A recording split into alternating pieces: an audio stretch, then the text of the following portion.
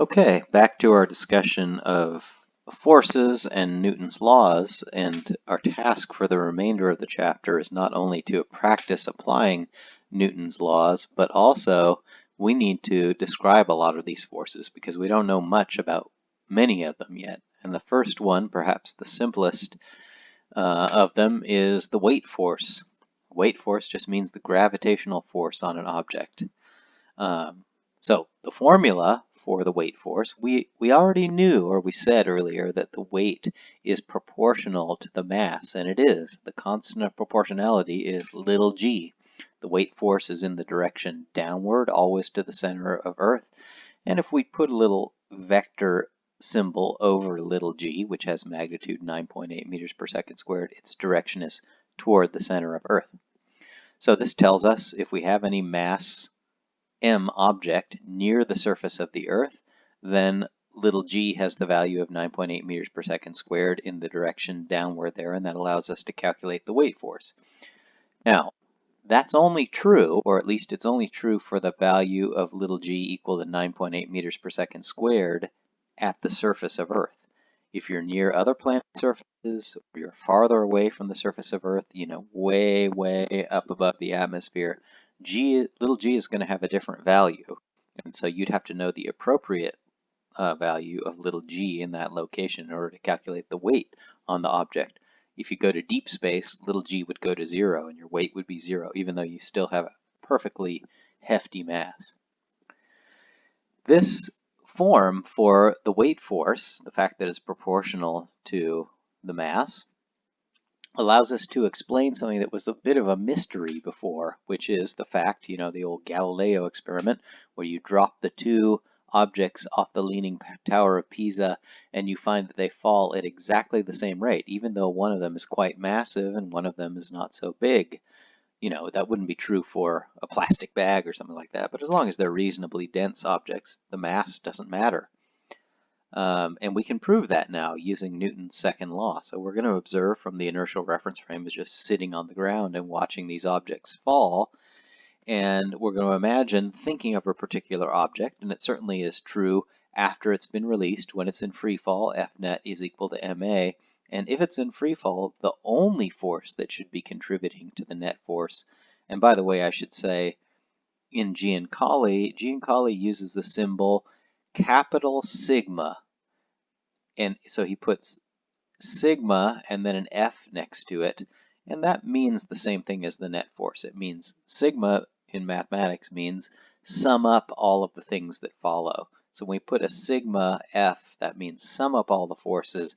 F net just means the result of summing together all the forces. They're just different ways of writing the same thing, and different books write them different ways, but I think Giancoli uses the sigma, so he would write it slightly differently here, and you'll see in the other slides sometimes I do that. The only force that should be contributing to the net force, so the only one that we need to add together, if it's truly in free fall, is the weight force. So the only force that comes into this is the weight force. The weight force is mg. So these two, this is the force, and this is the ma side of F net equals ma. If we just think of that as a single equation, we could cancel out the m's and conclude that the acceleration of the object is going to have magnitude little g, 9.8 meters per second squared. And notice that we didn't make any assumptions about the mass of the object. A large mass object is going to accelerate with little g, and a small mass object is going to accelerate with little g. And it seems a bit confusing. Back in Galileo's day, they would have said, how can that be? Because one object is pulled so strongly to the Earth and the other one's hardly pulled at all, and yet they fall at the same rate. Well, that's true.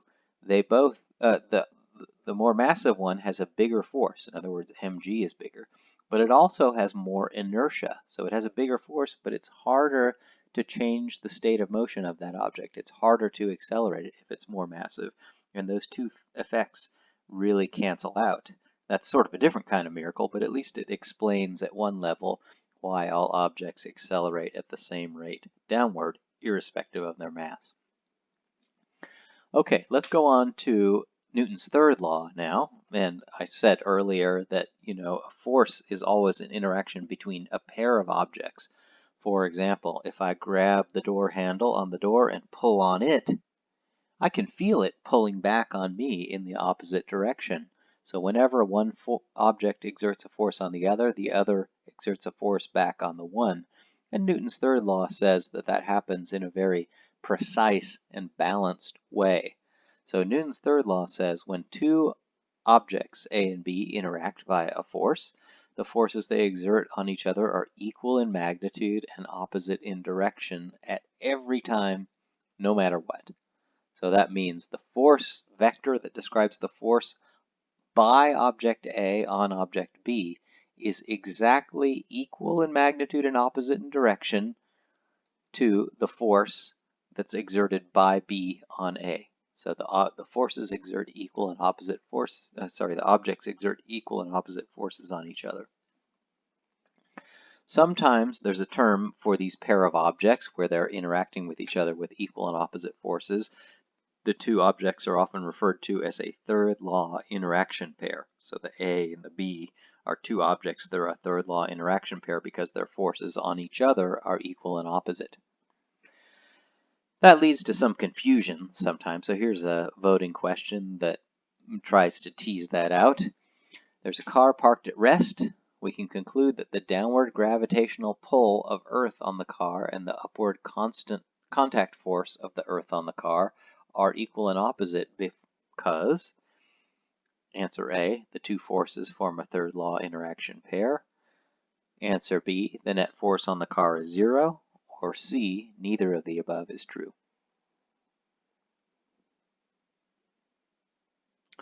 Correct answer here is, the sucker answer is A. A is not true. Notice A says the two forces form a interaction pair. A third law interaction pair is always forces. If I have objects A and B interacting, one of the forces is on B and one of the forces is on A. A third law interaction pair can never be two forces that are on the same object. But here we're talking about a downward pull on the car from Earth and an upward push on the car from Earth, right? One is a contact force and one's a gravitational force. The reason B is correct is that, well, look, the car's not accelerating. That must mean that the net force on the car is 0, and the only two forces that seem to be present are the upward contact force or normal force from Earth and the downward gravitational force. Since we seem to be observing from an inertial reference frame, those two, since there's no acceleration, those two forces have to cancel. We better have 0 force if there's no acceleration, and we're observing from an inertial reference frame. And most of the time, as long as you're not observing things from an obviously accelerating point of view, you will be observing from an inertial reference frame. So just be careful. A third law interaction pair has to involve forces on different objects. They can never be a pair of forces on the same object. All right, what we're going to do is do some problem solving using Newton's laws. In other words, this tells us if we know all the forces on an object, we can figure out what its acceleration is, and then maybe if the acceleration is constant because all those forces stay constant as time goes on, maybe we can use our kinematics equations. First of all, when we write F net equals ma, that's a vector equation, and I know most of you aren't used to writing equations where the left hand and the right hand side are vectors, but all it means is that if you choose some axes, they're true component by component. So the x components of F net is equal to the m times the x component of A, and the same thing for y and z. And in order to know what x and y and z mean, we need to draw a little sketch of the object. Usually a free body diagram is enough, and we need to attach some axes to that sketch so that we can know, oh yeah, y means upward from the Earth and x is horizontal, and it's a two-dimensional problem, so we don't need a z here, something like that. So let's start out with a simple problem and actually do this one together as a group.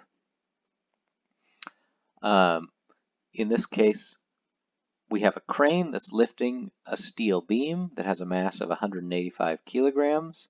It's starting at rest, and the crane is applying a vertical 1,960 Newton force via a cable starting at t equals 0.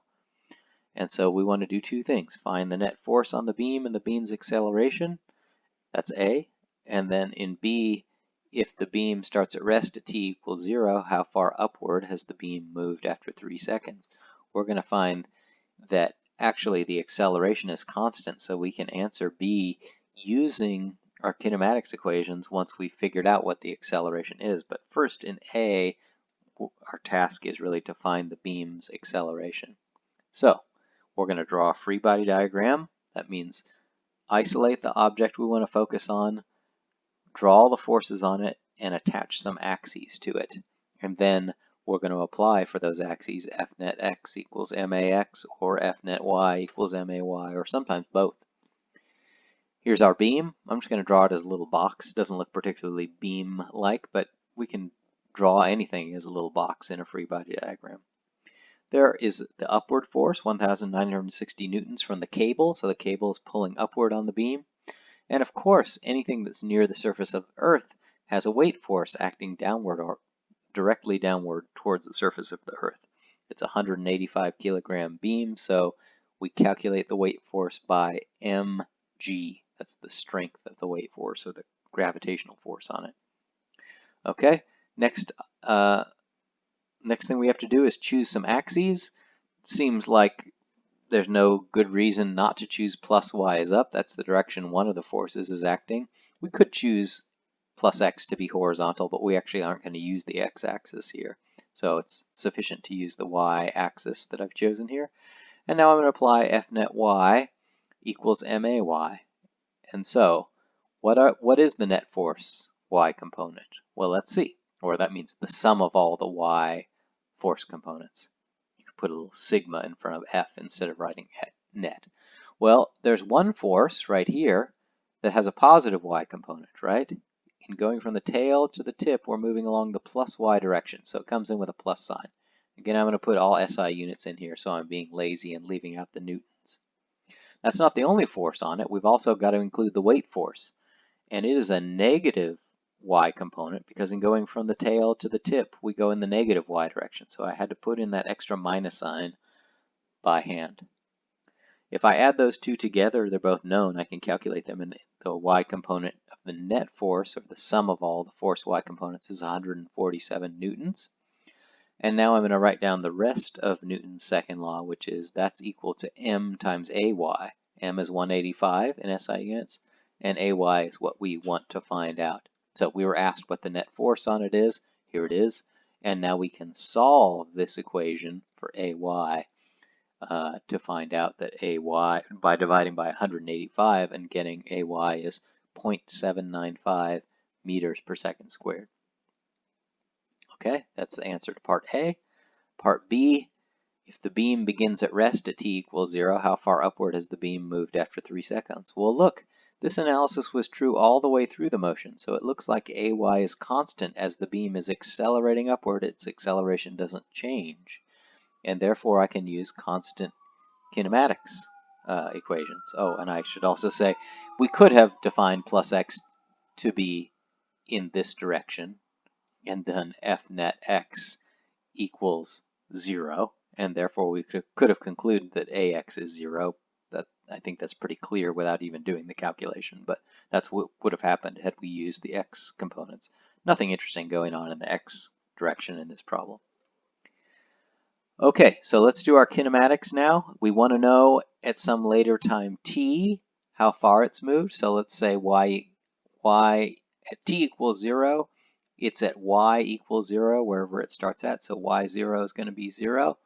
And after 3 seconds later, let's see, the initial y position we decided we're going to call 0. Initial y velocity, look, it starts from rest, so its y velocity component would be 0 at time t equals 0. Vy0 is 0. We just calculated its acceleration, and we want to know how far it's moved after 3 seconds. So I plugged in 3 and put those together. We get 3.58 meters. That's a typical kind of problem. It's a little bit easier because it's only moving in one dimension here. But this second problem is also a one-dimensional problem. We'll slowly build up to more inherently two-dimensional problems. Here's one you're going to work on yourself. A person is in an elevator and stands on a scale that reads in newtons. Most of our scales read in pounds, but this one happens to read in newtons. So we're given various scenarios. If the elevator just stopped at rest, what does the scale read? And if it's moving in various ways, what is the scale going to read? So I want you to think about those, and we'll come back and do the solution together.